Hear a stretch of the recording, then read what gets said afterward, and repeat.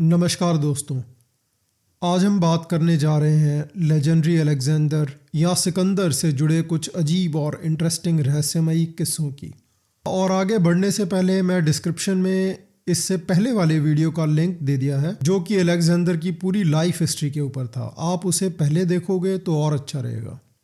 दोस्तों, जब Alexander India आया तो ये धरती उसे बहुत नायाब और अलग लगी। यहाँ की हर चीज़ उस यंग राजा के लिए बहुत नई और इंटरेस्टिंग थी।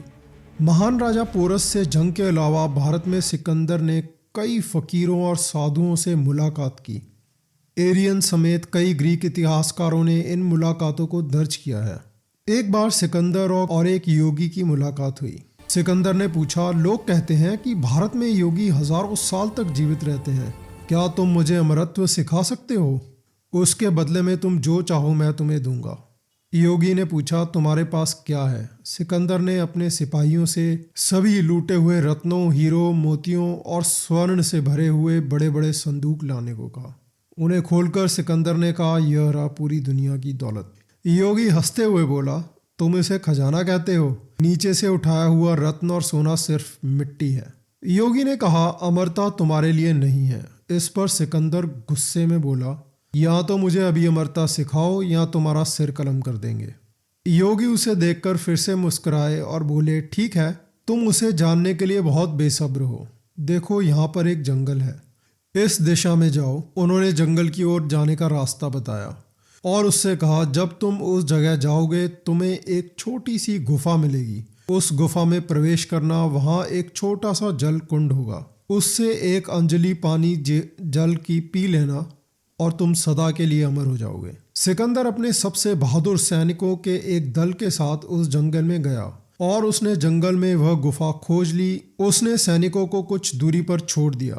वह गुफा में अकेला घुसा और जल कुंड से पानी पीने के लिए अपने हाथ आगे करने ही वाला था कि कुंड से दूसरी ओर से एक कर्कश आवाज आई, अरे रुको सिकंदर महान मूर्ख, रुको। सिकंदर दंग रह गया। उसने देखा एक बहुत ही बूढ़ा और कुरूप कौआ पेड़ की डाली पर बैठा था। कौआ काँव काँव न करके यूनानी भाषा में बोल रहा था। कौआ बोला, देखो, मैंने अमरता के इस कुंड से पानी पिया और मैं पता नहीं कब से यहाँ बैठा हूँ। मैं चिरंकाल से यहाँ बैठा हुआ हूँ। समझ में नहीं आता कि मैं क्या करूँ। मैंने जीवन में सब कुछ देख लिया। चाहे जो भी कर लूँ मैं मर नहीं सकता, आत्महत्या भी नहीं कर सकता। क्या तुम वाकई यही चाहते हो? पानी पीने से पहले एक बार सोच लो। मैंने इस कुंड का पानी पीने से गलती की, तुम पीने से पहले जरूर सोचो। कौवे की बात सुनकर सिकंदर ने कल्पना की कि 10,000 साल बाद भी वो इस धरती पर रहेगा, वही सब चीजें करने की कोशिश करता रहेगा। वो नज़ारा कैसा होगा? उसे बात समझ में आ गई। वह धीरे धीरे वापस लौटा और उसने कुंड से पानी नहीं पिया। कहा जाता है कि वो कौआ और कोई नहीं बल्कि खुद भगवान विष्णु थे, जिन्होंने सिकंदर के साथ छल किया ताकि वो पवित्र अमृत का जल पी ही ना पाए। दोस्तों, अगली स्टोरी ग्रीक रोमांसेस और पर्शियन एपिक शाहनामे से है। सिकंदर की फौज इंडिया के अंदर काफ़ी गहराई तक बढ़ गई थी। रास्ते में एक दिन वो एक प्राचीन जंगल के पास पहुंचे। यहाँ एक बहुत बड़ा बरगद का पेड़ था। उसकी जड़ें जमीन पर नागों की तरह रेंग रही थी और लंबी शाखाएं आसमान को छू रही थी। वहाँ के लोग कहते थे कि यह ज्ञानियों का पेड़ है, इंसान की जिंदगी और नसीब को जानता है। अलेक्जेंडर क्यूरियोसिटी में पेड़ के पास आया। जैसे ही अलेक्जेंडर ने पेड़ के करीब कदम रखा, हवा थम गई। जंगल में अजीब सी शांति हो गई। पेड़ की शाखाओं से गहरी पुरानी आवाज़ आई, अलेक्जेंडर, दुनिया जीतने वाले राजा। अलेक्जेंडर चौंक गया और उसने तुरंत तलवार संभाली। पेड़ में से फिर से आवाज़ आई, तुमने राज्य जीते, समुंदर पार किया, मगर याद रखो, दुनिया में सब जीत सकते हो, मौत को नहीं। तुम अपना होमलैंड मैसेडोनिया वापस कभी नहीं देख पाओगे। अलेक्जेंडर के चेहरे पर पहली बार बेचैनी दिखी। अलेक्जेंडर ने पूछा, कौन हो तुम? पेड़ ने बोला, मैं वक्त का साक्षी हूँ, राजाओं को उतरते चढ़ते देखा है। तुम भी अपने शिखर पर हो, लेकिन एक दिन तुम भी धूल बन जाओगे। अलेक्जेंडर ने गुस्से में कहा, मौत और मुझे? मैं दुनिया का सबसे बड़ा योद्धा हूँ। पेड़ ने फिर शांति से जवाब दिया, इंसान अपनी इच्छा से जीता है, लेकिन समय की इच्छा से मरता है। पेड़ ने बोला, तुम्हारा नाम सदा के लिए याद रखा जाएगा, मगर तुम्हारी सांसें सिर्फ कुछ और साल की हैं। पेड़ की शाखाएं हवा में फिर से हिलने लगी, पक्षी आवाज़ करने लगे। उस दिन से लेकर मौत तक एक डर उसका पीछा करता रहा। वो डर कि दुनिया जीतने वाला भी अपनी जिंदगी का वक्त नहीं जीत सका।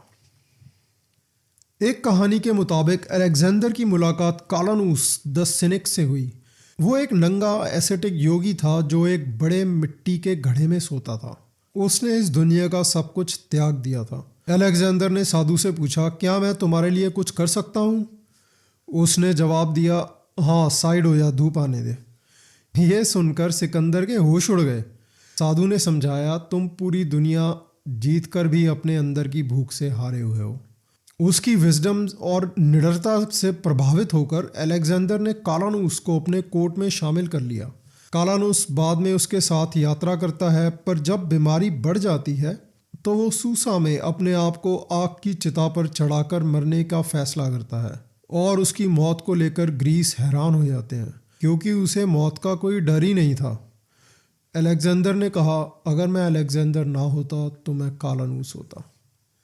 अलेक्जेंडर ने भारत में बुलंद और खतरनाक, कभी ना जीते जाने वाली रॉक ऑफ ऑरोनोस पर चढ़ाई करके जीत हासिल की। उन दिनों भारत की दंत कथाओं में कहा जाता था कि हरक्यूलिस जैसे महान वीर भी उस चट्टान को जीत नहीं पाए थे। ये घेराबंदी तकरीबन 327 से लेकर 326 बीसी के बीच में हुई, अप्रॉक्सीमेटली 2300 साल पहले, जब अलेक्जेंडर इंडियन सब कॉन्टिनेंट की तरफ बढ़ रहा था।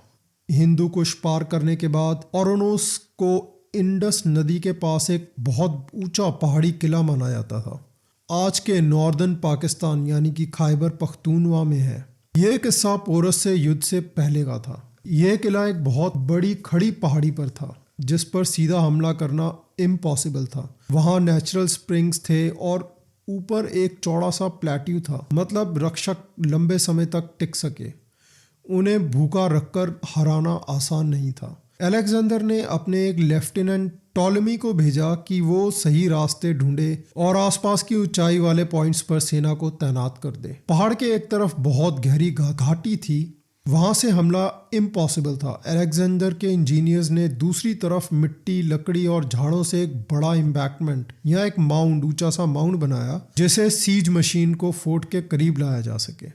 अलेक्जेंडर खुद एक रस्सी से सीधा पत्थर के सहारे चढ़कर चोटी तक पहुंच गया। उसकी ब्रेवरी देखकर ग्रीक फौज में भी जोश भर गया। मैसेडोनियन सेना ने चारों तरफ से हमला कर दिया ताकि रक्षक हमेशा बेचैन रहे। रात के अंधेरे में रक्षकों ने पीछे हटने का फैसला किया और अलेक्जेंडर ने पूरी जान लगाकर उसके ऊपर अटैक कर दिया। उसके बाद चोटी को कब्जे में ले लिया। भागने की कोशिश कर रहे लोगों को खत्म कर दिया गया और वहां विक्ट्री की देवी एथेना के नाम पर ऑल्टर्स बनवाए गए। अलेक्जेंडर ने अपने इंडियन कैंपेन की एक बड़ी रुकावट हटा दी। उसकी ख्याति और बढ़ गई। एक ऐसा किला जो कभी अजय माना जाता था, अब उसकी तलवार के सामने झुक गया। और आखिरी किस्सा है, जब सिकंदर भारत से वापस लौटा, उसके साथ एक घटना घटी।